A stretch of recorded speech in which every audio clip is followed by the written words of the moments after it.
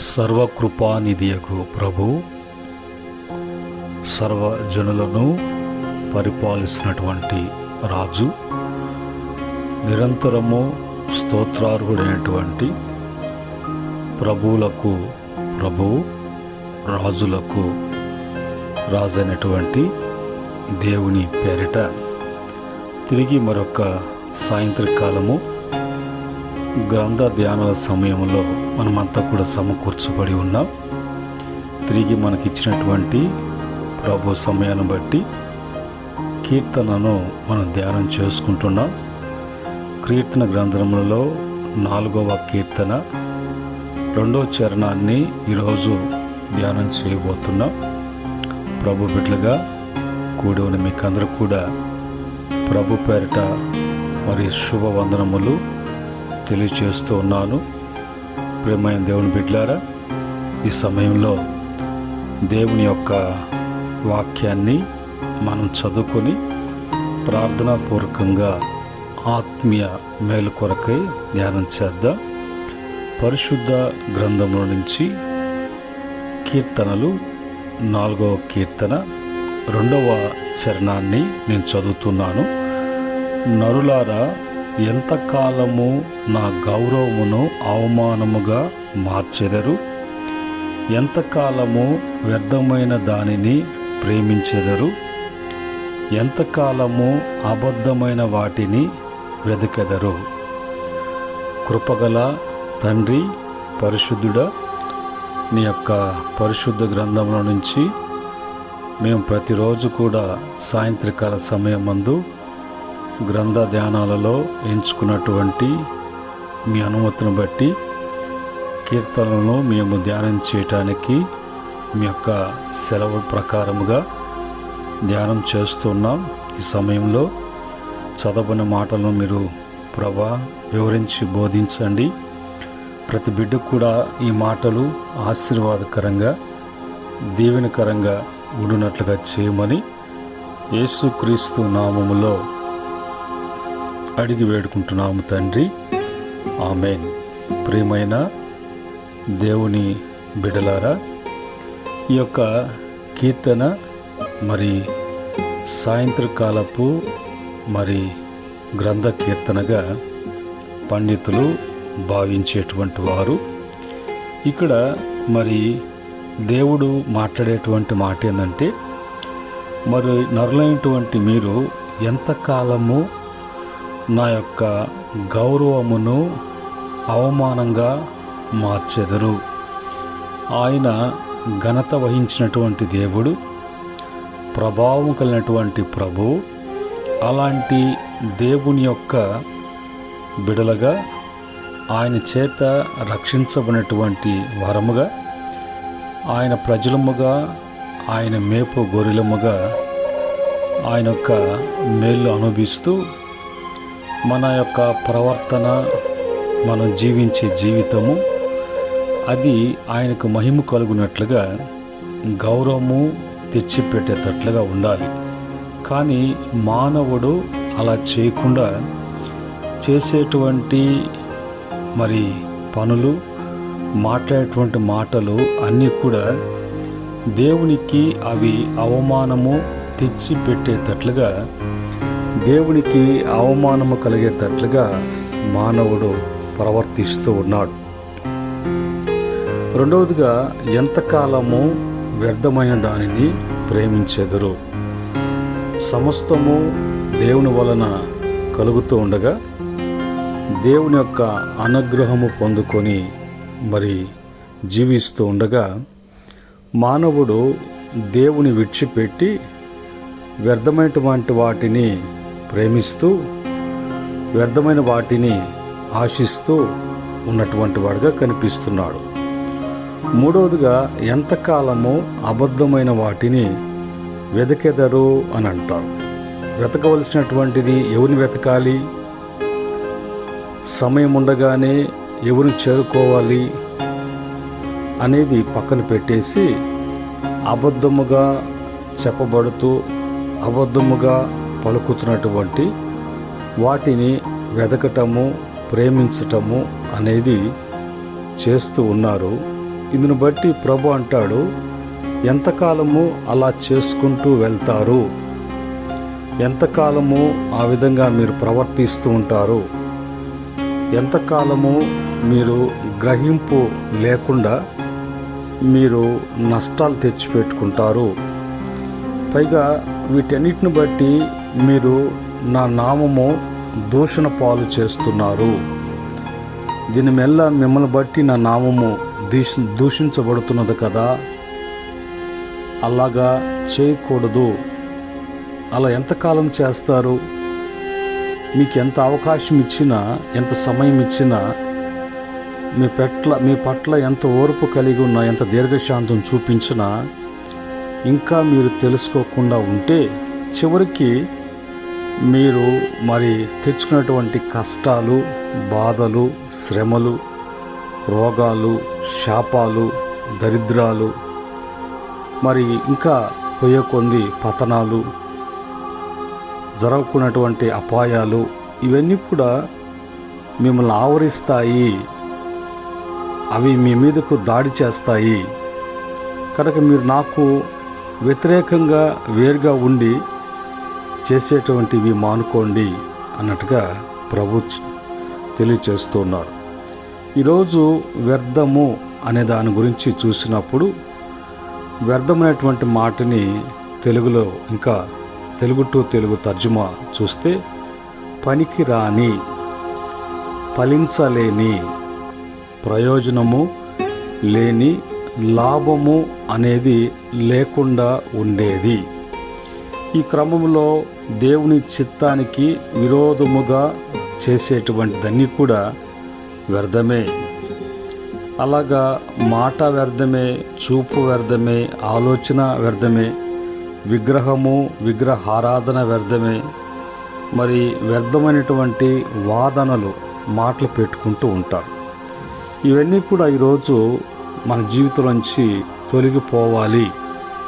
ఇంకెంతకాలము అనేటువంటి మాట కాకుండా దేవుడు మాట్లాడుతుండగా వెంటనే సరిచేసుకొని సరిదిద్దుకొని ప్రభువుకు మనము లోబడి ఆయనకు అప్పగించుకునేటట్లుగా మన జీవితాలను సిద్ధము చేసుకోవటానికి, వ్యర్థమైన దాని గురించి ప్రభు ఏం చెప్తున్నాడో, వాక్యం ఏం మాట్లాడుతున్నదో, మనం ఏం తెలుసుకోవాలా, ఏం సరి చేసుకోవాలనే విషయాలని వాక్యాన్ని బట్టి మనము ధ్యానం చేద్దాం.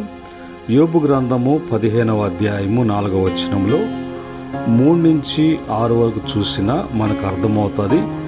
నీవు భయభక్తులను వ్యర్థము చేయుచున్నావు, దేవుని గూర్చిన ధ్యానమును హీనపరచుచున్నావు. అంటే దేవుని యందు ఉండేటువంటి భక్తి, భయము అనేది ఆ ఆలోచన లేక ఆ మాట, ఆ ప్రవర్తన అనేది ఆ భక్తి జీవితానికి వ్యర్థపరుచుకుంటున్నట్లుగా, అలాగా దేవుని గూర్చినటువంటి కార్యాల గురించి ధ్యానం చేయటం అనేది హీనపరచేటువంటి పరిస్థితికి వచ్చేస్తుంది. అంటే అప్పుడు టోటల్గా భక్తి జీవితంలోంచి తొలగిపోయినట్లే కదా, లోకాన్ని ఆశ్రయించినట్లే కదా. దేవుని వైపు చూడకుండా లోకం వైపు చూస్తే ఏమవుతుంది? లోకము దాని ఆశ గతించిపోవును, తండ్రి చిత్తమును జరిగించువాడు నిరంతరము నిలిచి ఉండును అని వాక్యము సెలవిస్తుంది కదా. అలాగనే 94వ కీర్తన 11వ చరణంలో నరుల ఆలోచనలు వ్యర్థములని యెహోవాకు తెలిసి ఉన్నది.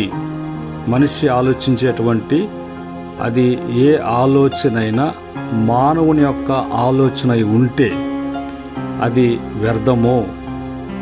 కనుక అది నువ్వు దేవునిలో ఉండి దేవుని బట్టి నువ్వు ఆలోచించేసేటువంటి ఆలోచన వేరు, లోకాన్ని చూసి లోకంలో నిలిచి ఆలోచించేటువంటి ఆలోచన వేరు.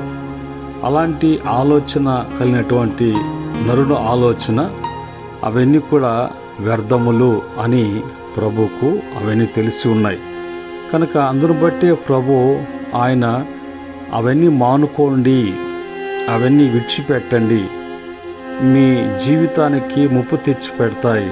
వాటి వలన మీరు చాలా శ్రమ పడవలసి వస్తుంది అనేది వాక్యము హెచ్చరిక. అలాగనే మూడవదిగా సామెతల గ్రంథం 31 అధ్యాయం 30 వచనములో మనిషి దేన్ని బట్టి ఎక్కువగా ఉప్పొంగిపోతూ ఉంటాడు అనే విషయాన్ని చూసినప్పుడు అందము మోసకరము, సౌందర్యము వ్యర్థము, యెహోవా యందు భయభక్తులు కలిగినటువంటి స్త్రీ కొనియాడబడును. మనిషి దేన్ని బట్టి ఎక్కువగా ఉప్పొంగిపోతూ ఉంటాడు, ఆనందపడుతుంటాడంటే మరి అందము, సౌందర్యం, ఇవి రెండు కూడా మనిషికి శాశ్వతం కాదు. అది మరి గతించుకోవాల్సినటువంటి ఈ దేహానికి అందచందాల కన్నా దినదినము అంతరంగములో నూతనముగా ఎదుగుతున్నటువంటి మన ఆత్మ సౌందర్యము కలిగినటువంటిదిగా, పవిత్రమైనటువంటిదిగా, పరిశుద్ధముగా మన ఆత్మ దేవుని ఆత్మతో ఏకీభవించి నడుచుకునేటువంటి జీవితము అనేది అది అందముతో సౌందర్యంతో పోల్చుకోవచ్చు. అలాగా ఎవరు ఉంటారంటే యెహోవా యందు భయభక్తులు కలిగినటువంటి వారు ఉంటారు. అలాంటి స్త్రీలు, అలాంటి మరి పురుషులు, అలాంటి నరులు అలాగుంటారు. కానీ మరి లోకాన్ని బట్టి, లోకంలో ఉన్నటువంటి మరి వాటి ఆకర్షిస్తూ శరీరాన్ని బట్టి ఎప్పుడు కూడా మరి ఆ విషయంలో అతిశయించకూడదు అనేది దేవుని యొక్క మాట హెచ్చరిక. నాలుగవదిగా ప్రసంగి గ్రంథము 1వ అధ్యాయం కానించి 8వ, 7వ, 11వ అధ్యాయం వరకు ప్రతి సందర్భములో వ్యర్థము వ్యర్థము ప్రసంగి చెప్పుచున్నాడు, వ్యర్థము వ్యర్థము, సమస్తము వ్యర్థము, సూర్యుని క్రింద నరుని యొక్క ప్రయాసాలన్నీ కూడా వ్యర్థము అని ఖచ్చితంగా చెప్తున్నాడంటే అలాగ ప్రయత్నించి, అలాగ జ్ఞానం ఉపయోగించి, అలాగ వాటి మీద మనసు పెట్టి, వాటి ఖర్చు పెట్టి, వాటిని తెచ్చుకొని అనుభవించి అన్నిటి బట్టి తేలిన ఫలితార్థం ఏమనగా యెహోవా ఇచ్చినటువంటి ధర్మశాస్త్రములో ఆజ్ఞలు, కట్టడలను అన్నిటిని కూడా మరి గాయకొంటూ దానికి ముందుగా యెహోవా యందు భయభక్తులు కలిగి ఆయన మనకై విధించినటువంటి కట్టడలను అనుసరిస్తూ జీవించటమే మానవ కోటికి విధి అని ఒక మాటలో తేల్చి చెప్పేశాడు. సమస్తం కోల్పోయి చివరి దశలో ఉన్నప్పుడు పలికినటువంటి మాటలు. ఐదవదిగా ఏంటి వ్యర్థం అంటే మనుషుల సహాయం వ్యర్థము, శత్రువులను జయించుటకు నీవు మాకు సహాయము దయచేయము. మనుషుల వలన ఏది కూడా మరి లాభకరము కాదు, మనుషుల వలన ఏ సహాయము అందదు. దేవుడు మనకి సహాయం చేస్తే తప్ప అది శత్రువైనా కార్యమైనా అది ఏదైనా జయము అనేది దేవుని సహాయం వలన కలుగుతుంది. కానీ మనుషులు నమ్ముకొని శరీరాలను ఆధారంగా చేసుకున్నటువంటి మనుషుల ఒక తత్వం వాళ్ళ హృదయాలను కఠినపరుచుకొని దేవుని వైపు నుంచి తమ హృదయాలను మరి లోపం వైపు త్రిప్పుకొని శాపగ్రస్తులుగా మార్చబడతారు అని ఇర్మియా గ్రంథము 17వ అధ్యాయములో ఆ మాటలు రాయబడ్డాయి. అలాగా మనం ముందుకు వెళ్ళినప్పుడు బైబిల్లో మరి ఉన్నటువంటి మాటలు చూసినప్పుడు మనుషులు ఇర్మియా గ్రంథం 18 ప్రకారంగా జనులు కేవలము పశుప్రాయులు, ఎందుకు అంటే మరి అవివేకులు, ఎందుకు అంటే బొమ్మల పూజల వలన వచ్చు జ్ఞానాన్ని బట్టి వాళ్ళు మరి ఏదో ఆనందిస్తూ ఏదో కార్యాలు వాళ్ళ జీవితంలో జరిగినట్టుగా వాళ్ళు అలాగ ఆలోచన చేస్తున్నారు. అలాగా ఆలోచన చేస్తూ బొమ్మల్ని విగ్రహాలను పూజిస్తూ నిజదేవుని కాకుండా చేసే ప్రయత్నం అంతా కూడా అది వ్యర్థమైపోతుంది. ఇలాగ చేసేటువంటి వాళ్ళు ఎవరు అంటే వాళ్ళు పశుప్రాయులు. పశువులకు ఏమి తెలియదు కాబట్టి వారిని విగ్రహారాధికులను పశువులకు పోల్చటం జరిగింది. ఆ క్రమంలో యేసు ప్రభు ఆయన దినాలలో చెప్పినటువంటి మాట మార్కు సువార్త 7వ అధ్యాయము 7వ వచనములో, వారు మానవులు కల్పించు పద్ధతులు దేవోపదేశములు అని బోధించుచు నన్ను వ్యర్థముగా ఆరాధించుచున్నారు అని రాయబడినట్లు వేషధారులైన మిమ్మల్ని గూర్చి యెషయా ప్రవచించినది సరియే. మానవులు కల్పిస్తున్నారు. మానవులు వాళ్ళ యొక్క ఆలోచనను బట్టి కొన్ని పద్ధతులను వాళ్ళని కల్పిస్తూ మరి దైవోపదేశములు అని వాళ్ళు బోధించుచు వ్యర్థముగా దేవుని ఆరాధిస్తున్నారు. పేరుకు వారు దేవుడు అని దేవుణ్ణి ఏ విధంగా ఆరాధించాలో బైబిల్ చెప్పినట్లుగా కాకుండా, వాక్యం చెప్పినట్టు కాకుండా వాళ్ళకి ఇష్టం వచ్చినటువంటి పద్ధతుల్ని ఆ యొక్క పూజల్లో కానీ ఆరాధనలో కానీ వాటిని కలుపుకుంటూ మరి వీళ్ళు కలుపుకున్నటువంటి వాటిలో ఆనందిస్తూ దేవుని బట్టి కాకుండా దేవునికి కాకుండా వాళ్ళు ఏదో వాళ్ళకు మరి మంచి జరిగినట్లుగా వాళ్ళకి ఏదో వాళ్ళకి ఒక ఆనందము సంతోషము అందులో పుట్టినట్లుగా భావించుకుంటూ ఉంటారు. ఇదంతా కూడా వేషధారులు చేసేటువంటి పనులు. అయితే 1 కొరింథీ పత్రిక 15వ అధ్యాయం 58వ వచనములో, కాగా నా ప్రియ సహోదరులారా, మీ ప్రయాసము ప్రభునందు వ్యర్థము కాదని ఎరిగి స్థిరులను కదలని వారును ప్రభు కార్యాభివృద్ధినందు ఎప్పటికీ ఆసక్తులై ఉండండి. వ్యర్థము కాకుండా ఉండాలి అంటే నీ విషయంలో ప్రతి విషయంలో కూడా మరి అభివృద్ధి అనేది జరగాలి అని అంటే దేవుని బట్టి దేవుని చిత్త ప్రకారంగా దేవుని వలన చేసేటువంటి ప్రతి ప్రయత్నము కూడా ఏది కూడా వ్యర్థము కాదు. మీ యొక్క ప్రయత్నము ప్రభునందు ఎప్పుడు కూడా వ్యర్థం కాదు. దేవుడు లేకుండా మనుషులు, ఆచారాలు, లోకము, పద్ధతులు, మరి అపవాదికి దెయ్యానికి సంబంధించినటువంటి కొన్ని పద్ధతులు అందులో కలుపుకొని అందులో అది ఆరాధన అన్నట్టుగా అది భక్తి అన్నటువంటి వేషధారులు, నామకార్థులు వాళ్ళ యొక్క ప్రయాసమంతా కూడా వ్యర్థము చేయబడుతుంది.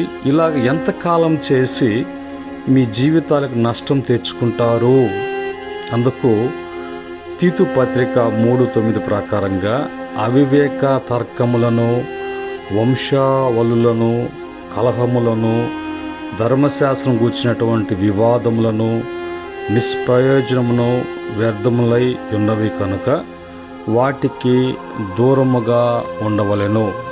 అలాగా మరి దేవుని చిత్త ప్రకారముగా కాకుండా, వాక్యానుసారంగా కాకుండా మరి ఏ ప్రయత్నం చేసినా, ఏ ప్రయత్నాల్లో ఉన్నా అవన్నీ కూడా ఈ యొక్క సూర్యుని క్రింద నరుడు చేసేటువంటి మనుషులు చేసే ప్రతి ప్రయత్నం కూడా వ్యర్థము, దాని వలన ఏ ప్రయోజనములు కలగవు అని దేవుని వాక్యం హెచ్చరిస్తుండగా మనలో వ్యర్థమైనటువంటివి ఏమిటి, మరి ప్రభుకి అవమానము కలిగించేటువంటివి ఏమిటి, అలాగనే మరి ప్రభును కాకుండా మరి అబద్ధములైనటువంటి వాటిని, నిజము కానిటువంటి వాటిని ఏంటో తెలుసుకొని అవి మన జీవితంలోకి వచ్చి మనల్ని వెలుబడి చేస్తున్నాయా, మన కుటుంబాలని, మన సంఘాలని ఆవరిస్తున్నాయా, మన యొక్క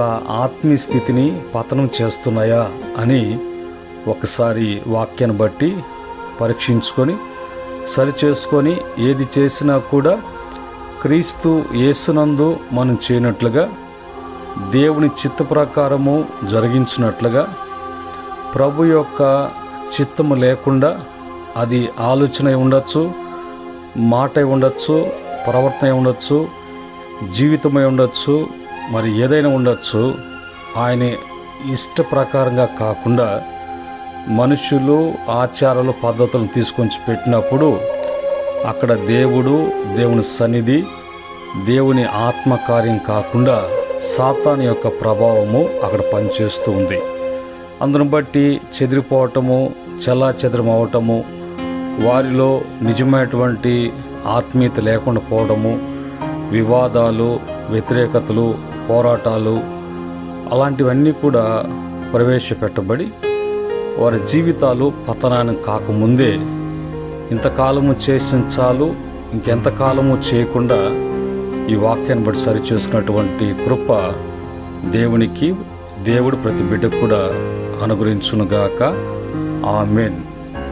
మా ప్రేమ గల ప్రియ పరలోక తండ్రి, ఈ యొక్క 4వ కీర్తన 2వ చరణాన్ని ఈ దినాన్ని మేము నీ నామంలో ధ్యానం చేసినప్పుడు ఎంతకాలం నుంచో మేము చేసేటువంటి పనులు ఎలాగున్నాయో, కార్యాలు ఎలాగున్నాయో అవన్నీ కూడా ఒకసారి జ్ఞాపకం చేసి అందులోంచి విడిపించడానికి మీరు మాట్లాడినటువంటి మాటలు, ఉపదేశించినటువంటి ఉపదేశాన్ని బట్టి ప్రతి బిడ్డకు కూడా గొప్ప విడుదలను, బిడ్డలకు గొప్ప మీ కాపుదలలో బిడ్డలు మీ చిత్తానికి తిరిగి వాళ్ళు చేర్చబడటానికి, మేలు పొందుకోవడానికి కృప దయచేయమని, ఆత్మీయ స్థితిలో బిడ్డలు అభివృద్ధి చెందటానికి సహాయం చేయమని యేసుక్రీస్తు నామములో అడిగి వేడుకుంటున్నాము తండ్రి. ఆమేన్. పరమ తండ్రి దేవుని ప్రేమ, కుమారుని కృప, పరిశుద్ధాత్మ యొక్క అన్య సహవాసం మాటలు వింటున్న బిడ్డలకును, సకల పరిశుద్ధులకును, ఆయన దాసులకును సదా తోడే నడిపించునుగాక. ఆమేన్.